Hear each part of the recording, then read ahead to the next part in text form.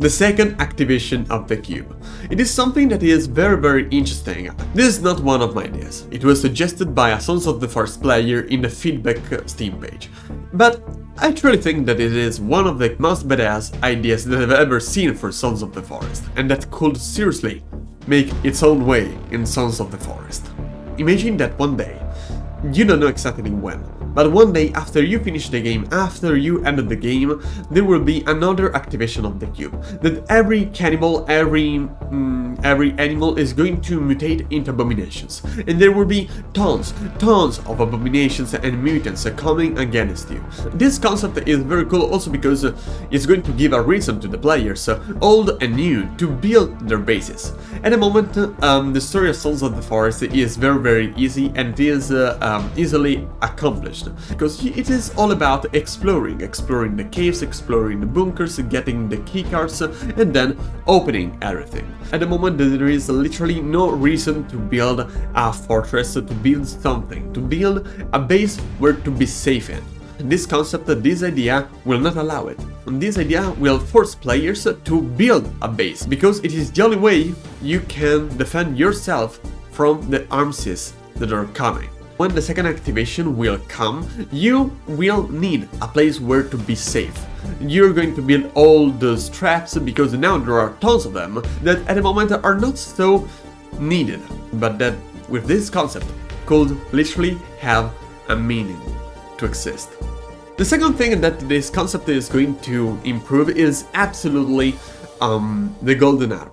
The golden armor that is made actually of this material, the sulfite, that has been officially, we can say, introduced in patch 12. Very important to upgrade your weapons. But what if, along with the golden armor, it could have another meaning to exist? Imagine that with the second activation, not only animals and cannibals will mutate, but there is also the possibility that you as the players, and Calvin and Virginia, could mutate as well.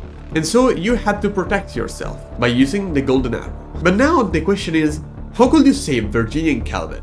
Imagine that you have tons and tons of sulfite that you have to use.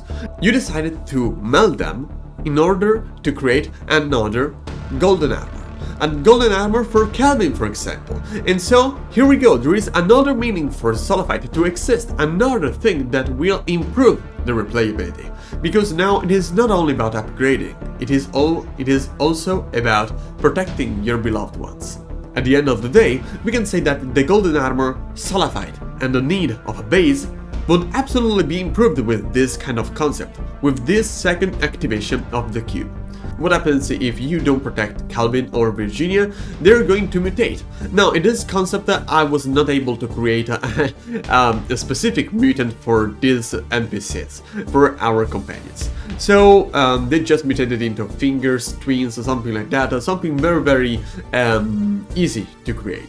So it will be great to have some kind of new bosses, to have a mutated Virginia and a mutated Calvin. And that will be quite cool because it will improve even more the replayability for this game. I think it is very cool, and that maybe and the night developers could really make it in this incredible game. Let me know what you think about this, and if you enjoyed this video, leave a like and consider subscribing, follow me on all the social media, especially now our Reddit community and Discord server on Instagram and Facebook, and always remember guys, to survive the forest.